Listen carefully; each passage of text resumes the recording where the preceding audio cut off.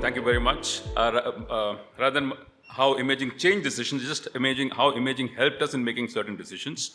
This was a 65-year-old gentleman who came in with recent onset chest pain and a positive stress test. And this was the angiographic finding that was there on that we got. So what we knew on the angiogram was that there was a tubular lesion in the proximal LAD, and there was something in the almost in the osteoproximal LAD, which was probably significant, seen in the iliocaudal projection. So we did a NIRS IVUS, which we had in the lab at that point of time.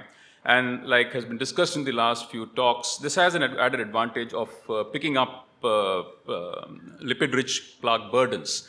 And it also shows up on the arc. What it did show us is that the proximal lesion in the LAD was reasonably significant, but also a large lipid core, as is seen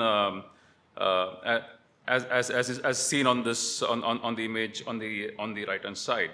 So this was the overall imaging parameters, which showed that the lipid burden had a LCBI max score of 697. So made us a little cautious, being a proximal LAD, high lipid-rich score. So we need to be a little careful in terms of how we deal with these lesions. And there was calcification of this at the same point also.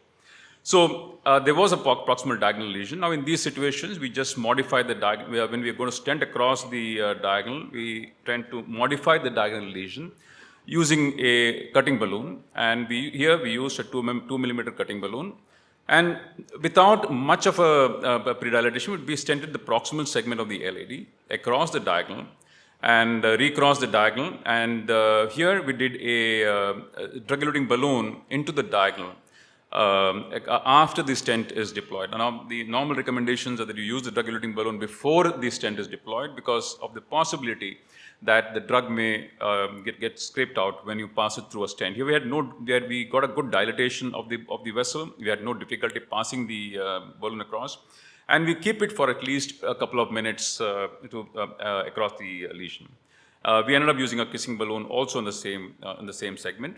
And proximal lesion we modified. Here what we do when we search such lesions with calcification and with a lipid-rich plaque is we use a cutting balloon, and again we don't go very high on the pressures. We just modify the plaque a little bit and deploy the stent. And this is the run after the deployment of the stent, the stent across the mid and the proximal LAD. So understandably, there was a significant amount of under-expansion because we had not used very high pressures to deploy the stent. Used a pot. And we found that the circumflex was looking reasonably pinched. So we just used a 2 millimeter balloon, 2.5 millimeter balloon to open up the circumflex ostium and just keep it open. Check the NIRS IVUS across the circumflex ostium. There was a little bit of pinching, but nothing very significant. There was a plaque shift, but it didn't appear to be very significant enough to do anything there. But because the circumflex was a large vessel, and we were not very sure about whether we had caused a little dissection with the balloon, we used a 3.5 sirolimus eluting balloon and a 4 millimeter balloon in the LAD to do a kissing balloon. And eventually did a NIRS IVUS again. We found, we got a good expansion and with a good area. And this was the final result after the drug-eluting balloon, drug-coated balloon in the circumflex ostium and the ostium of the kissing balloon in the LAD. This was another gentleman who came, elderly gentleman, 72-year-old gentleman, came with exertional angina. We're not sure about the lesions in the LAD, whether it was significant or not. It was a pretty long lesion. So we decided that we'll first do an IVUS and look at the areas inside. And what it did show was that in this segment of the LAD, the area was about 1.95. There is significant of circumferential calcium at that point. The other vessels were reasonably all right, varying degrees of calcium across the length of the vessel, which then we decided that we'll use a cutting balloon again here. So used a 2 millimeter cutting balloon first in the distal, mid-distal LAD, and a 2.5 cutting balloon in the proximal LAD. We decided that we will stent across the diagonal. So this was the, we used a shorter drug-eluting balloon at 2.25 across the distal part. And across the proximal part, I decided to go in, because the diagonal was a fairly large vessel, and re-access to me probably would have been difficult. I decided I changed my strategy to a two-stent strategy there, and did a mini crush on the DS. After the mini crush, yes, we recrossed again and did a kissing balloon.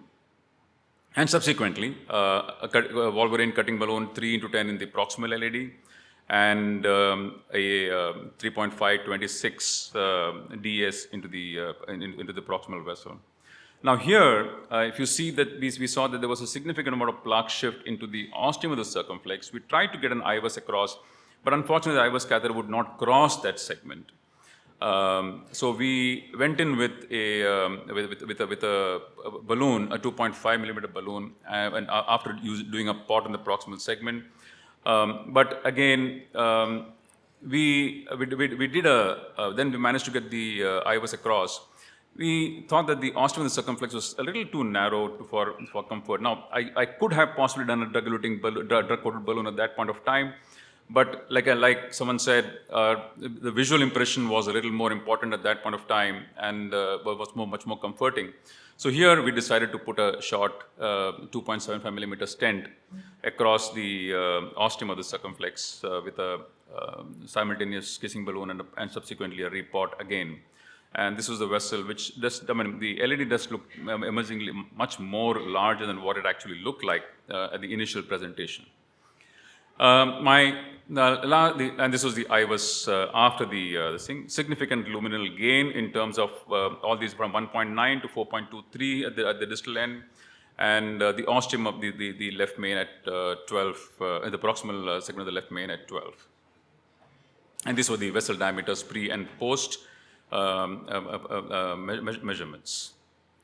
Now, this is another gentleman who came with a positive stress test, exertional discomfort, 67-year-old gentleman.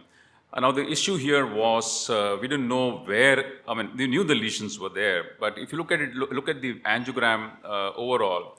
I was not sure where I would find a landing zone, and we need to be very accurate in the landing zone at this point of time. A little shift here and there, and we would land up with probably much more than what we imagined. So we did an OCT, and what we did see on the OCT, and based on the caranal angle, I realized that if I stented across the left main, I would definitely end up compromising the circumflex ostium. And that was a bit of a challenge to me, because it was a large circumflex, and then I would end up with again stents in the circumflex ostium, in the circumflex ostium. So if you look at it, there's no clear-cut landing zone looking at the proximal and the distal vessel. So again, we looked at different areas, and we found one specific area in the proximal segment where we could try and land our stent. And so these are the two areas that we looked at. Though there is a significant amount of calcium at this point, not the best landing zone, but we compromised on that because there was no other segment to land at, and the total length of the segment was about 48 millimeters. So we got a 48 millimeter stent, used again a Wolverine cutting balloon because it was calcific, and ended up with a 48 millimeter stent. And these were the images post-stenting, where we saw that there was a significant amount of malapposition and a small flap at the distal, which we thought was minor. We would leave it alone and just do a post-dilatation with a 3.5 millimeter balloon. We did a 3.5 millimeter post-dilatation, and subsequently what we realized was the proximal distal dissection had enlarged to a large extent. This was not seen angiographically, at least. And again, abundant caution, we went and put a short 2.75 12 millimeter stent. And this patient has been regularly following up for the last 9 months. And he still has a negative stress test, so I hope he still remains like that. So in terms of the data that we have, in both the light lab data and the Indian study, the iOptico study, there were significant differences in the lesion preparation, intended stent length, intended stent diameter, change in landing zone, pre-procedure and about the overall change in post-procedure decision making was at least about 30%. So overall, the decision making changed in 90% when compared to blinded angiographic findings versus doing it on the basis of OCT guidance. So I think to conclude my talk, I would say that imaging has a role to play, especially in complex anatomies and in complex lesions, especially when you're dealing with diffuse disease. And I think the penetration of imaging has to improve for us to get the best and optimal outcomes. Thank you so much.